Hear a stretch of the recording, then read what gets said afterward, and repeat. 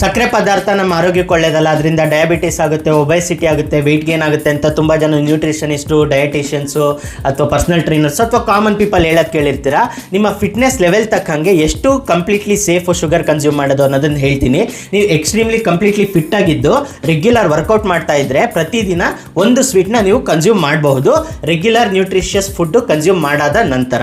ಅದೇ ಒಂದು 6 kg ಅಥವಾ 10 kg ಓವರ್ ವೆಯ್ಟ್ ಇದ್ದೀರಾ ಅಂತಂದರೆ ವಾರಕ್ಕೆ ಒಂದ್ಸತಿ ಕನ್ಸ್ಯೂಮ್ ಮಾಡ್ಬೋದು ಸ್ವೀಟ್ನ, ಅಥವಾ 2 ವಾರಕ್ಕೆ ಒಂದ್ಸತಿ ಮದುವೆ ಮುಂಜಿ ಏನೋ ಒಂದು ಸಮಾರಂಭದಲ್ಲಿ ಜಾಸ್ತಿ ಸ್ವೀಟ್ನ ಕನ್ಸ್ಯೂಮ್ ಮಾಡ್ಬೋದು. ಅದೇ ನೀವು 10, 15, 25 kg ಜಾಸ್ತಿ ಇದ್ದೀರಾ, ಡಯಾಬಿಟಿಸ್ ಇದೆ ಅಂತ ಅಂದರೆ ನೀವು ಕಂಪ್ಲೀಟ್ಲಿ ಶುಗರ್ನ ಎಲಿಮಿನೇಟ್ ಮಾಡೋದು ಒಳ್ಳೆಯದು. ನೀವು ಫಿಟ್ ಆಗೋವರೆಗೂ, ಫಿಟ್ ಆದ ನಂತರ ರೆಗ್ಯುಲರ್ ಫಿಟ್ ಪೀಪಲ್ಗೆ ಏನು ಸಜೆಸ್ಟ್ ಮಾಡಿದೆ ಪ್ರತಿದಿನ ಒಂದು ಸ್ವೀಟ್ ತಿನ್ಬೋದು ಅಂತ ಅದನ್ನು ಕನ್ಸ್ಯೂಮ್ ಮಾಡ್ಬೋದು. ಶುಗರಿಂದ ಡಯಾಬಿಟಿಸ್ ಬರುತ್ತೆ, ಓವರ್ ವೆಯ್ಟ್ ಆಗುತ್ತೆ ಅನ್ನೋದಾಗಿದ್ರೆ ನಾವು ಚಿಕ್ಕ ವಯಸ್ಸಿಂದ ಹಾರ್ಲಿಕ್ಸು, ಬೂಸ್ಟು, ಬೋರ್ವಿಟಾ ಏನು ಕನ್ಸ್ಯೂಮ್ ಮಾಡ್ತಿದ್ವಿ ಅವಾಗಲೇ ನಮ್ಗೆ ಈ ಕಾಯಿಲೆಗಳೆಲ್ಲ ಇರಬೇಕಾಗಿತ್ತು. ಬಿಕಾಸ್ ಅದರೊಳಗೆ 80% ಶುಗರೇ ಇರೋದು.